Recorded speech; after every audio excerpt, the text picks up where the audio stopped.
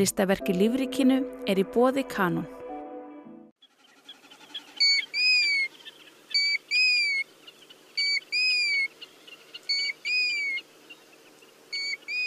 Lóan komin.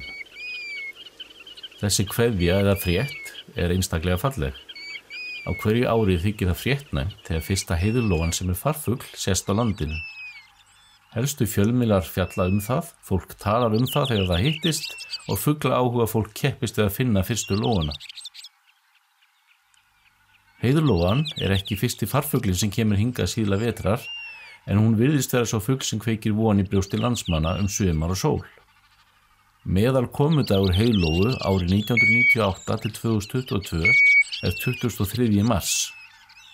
Það þýðir að heiðlóurnar sem komu 20. mars í ár rétt á undan meðalári. Heiðlóan vaðfugl og algeng allt land, bæði á láglendi og hálendi.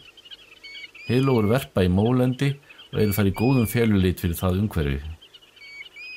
Fallegan tveggja atkvæða söng hennar þekkja flestir. Hann mikið notaður í auglýsingum og kvikmyndum þar sem búa á til sumarstemningu og gleði. Fallegur sú saga að heiðlóan syngi dýrðin, dýrðin. Mörg ljóð og lög hafa verið gerð lóuna og söng hennar. Þekktast þeirra sennilega ljóð Páls Ólafssonar, Lóan komin að hvela burt snjóinn. Það oftast sungið við erlent lag, en persónulega finnst mér lag Hildigunnar Halldórsdóttur vera mun fallegra. Og ég vona að smám saman fara allir að syngja það lag við ljóðið góða.